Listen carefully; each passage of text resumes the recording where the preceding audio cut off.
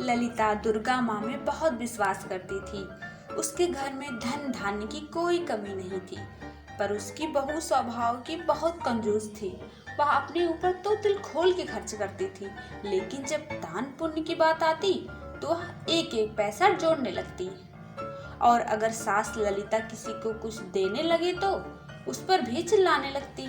सेब ले लो, सेब, मीठे सेब। ओह सेब वाले भैया, कैसे दिए सेब? अरे मीन साहब, मात्र 100 रुपया का सेब है। ठीक है, 1 किलो दे दो। क्या माँ जी, पैसे पेट फूकते हैं क्या? जो बोल रही हो दे दो, एक बार मोल तोल तो कर लिया करो। अरे ओ सेब वाले भैया, 50 का देना हो तो दो, नहीं तो जाओ। नहीं मीन साहब, इतने में ना हो पाएगा, थोड़ा महंगा हो गया है सेब। इतना कहकर सेब वाला चला जाता है। माँ जी, ये हाथ में क्या छुपा कर लाई हैं? वो बहू 2 रोटियां बची हुई थी, तो सोचा जो बाबा बाहर बैठे रहते हैं उनको दे दूं, बेचारे भूखे होंगे वो। तो अगर रोटियां बढ़ गई हैं तो गरम करके शाम को भी तो खा सकते हैं। आप भी ना, चलिए रोटी लेकर अंदर। पैसे हैं इसका मतलब ये थोड़ी कि लुटाते चलो। कभी कभी ललिता को बहुत दुख होता था। घर में पैसे होने के बावजूद भी वह चाह कर भी किसी की मदद नहीं कर पाती थी। अरे माँ, इस नवरात्रि पे बहुत बड़ी खुशखबरी मिली है। मुझे एक बहुत बड़ा टेंडर मिला है। बहुत अच्छी कमाई हो सकती है इस टेंडर में। ये तो बहुत अच्छी बात है बेटा। एक दिन सुमन अपने जोड़ कर रखे हुए पैसों को गिन रही थी और वह बार बार गिनती भूल जा रही थी। तभी एक साधु बाबा दरवाजे पे आकर खड़े हो गए। ये नोट भी ना, ये नोट है कि मुसीबत। बार बार गिन के भूल जा रही हूँ। ज्यादा पैसे भी होना मुसीबत ही समझो। खाने को दे दो, बहुत भूख लगी है। क्या बाबा, एक तो मैं पैसे गिनने के चक्कर में पहले से परेशान हूँ और ऊपर से आप आ गए। जब तक मैं इन पैसे को गिन नहीं लेती मैं कुछ नहीं दे पाऊंगी। जाइए यहाँ से। दे दो कुछ खाने को। भगवान ने चाहा तो तुम्हारी परेशानी जल्दी ही खत्म हो जाएगी। इतना पैसा है कि गिनते गिनते थक जा रहे हो। किसी भूखे बेचारे को भोजन देने तक का समय नहीं है आप लोगों के पास। जल्दी ही छुटकारा मिल जाएगा इन सब से सब। फिर ना तुम्हारे घर कोई भूखा आएगा और ना तुम देने लायक रहोगे।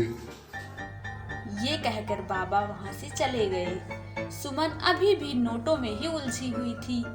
उसकी सास ललिता उस समय घर पर नहीं थी, तो उसको इन सब बातों के बारे में कुछ नहीं पता था। शाम को सुमन का पति पंकज ऑफिस से आता है। क्या हुआ जी, आप बहुत परेशान दिखाई दे रहे हो। अरे परेशानी की बात तो है ही। कल जो हम लोग टेंडर के बारे में बात कर रहे थे ना, वो पता नहीं क्यों कैंसिल हो गया। समझ में आ नहीं रहा है। कोई बात नहीं बेटा, परेशान मत हो, दुर्गा माँ सब सही करेंगी। अरे वो नहीं टेंडर तो कोई और सही, इतना क्या परेशान होना, सब सही हो जाएगा। पर ऐसा कुछ भी नहीं हुआ। देखते ही देखते पंकज का सारा बिजनेस ठप हो जाता है और वह कर्ज में डूब जाता है। घर का सारा पैसा खत्म हो जाता है। ललिता और सुमन के गहने बेचने पड़ते हैं और अंत में घर वो भी गिरवी रखना पड़ता है और वे बहुत गरीब हो गए। एक दिन वही बाबा ललिता के घर फिर आए। ओहो, आज लगता है फिर भूखा लौटना पड़ेगा।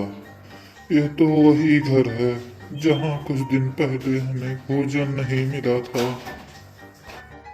बाबा, आप ऐसी बातें क्यों कर रहे हो? आपकी सेवा करने का कभी मौका नहीं मिला। एक बार जब आप आए तो मैं आपको कुछ नहीं दे पाई और आज मैं चाह कर भी आपको कुछ नहीं दे सकती। मेरे पास खिलाने के लिए भी कुछ नहीं है। बाबा, अब हम पहले जैसे धनवान नहीं रहे, बहुत गरीब हो गए हैं। रुको बाबा, ये लो रोटी और चटनी खा लो। अरे मैया, मुझे खाना खिलाकर क्या तुम भूखी रहोगी? नहीं बाबा, मैं भूखी कहाँ हूँ। माँ दुर्गा का नाम लेकर उनके प्रसाद की मिश्री खा ली है। मेरा तो उन्हीं से पेट भर गया। मैं इसका कुछ उपाय बताता हूँ। तुम माँ दुर्गा की नवरात्रि व्रत धारण करो। माँ दुर्गा से सारी भूल चूक का माफी मांगो। गरीबों को भोजन कराओ। दिल खोल कर दान करो।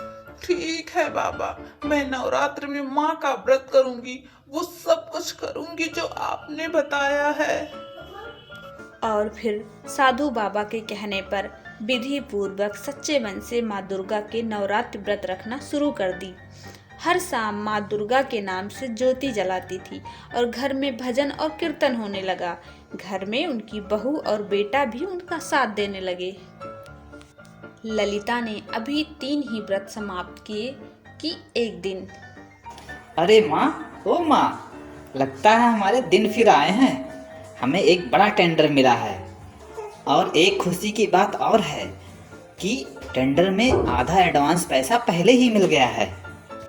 क्या सच कह रहे हो जी? माँ जी, ये आपकी वजह से ही हो रहा है। आपकी भक्ति रंग ला रही है जो आज इतना बड़ा काम इनको मिला है।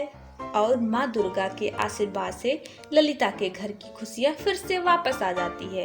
पंकज का काम फिर से शुरू हो जाता है। अब ललिता की बहू भी दान पुण्य करने के लिए मना नहीं करती, बल्कि खुद अपने हाथों से गरीबों को दान देती थी। ललिता के घर की हालत अब पहले जैसी हो गई थी। इसीलिए नवमी आने पर विधि पूर्वक दुर्गा माँ के मंदिर में भंडारा करवाती है। कुछ ही महीनों के बाद सुमन जुड़वा बच्चे को जन्म देती है। माँ दुर्गा के आशीर्वाद से अब ललिता के घर धन धान्य पोता पोती के आने से संपूर्ण खुशी आ गई थी।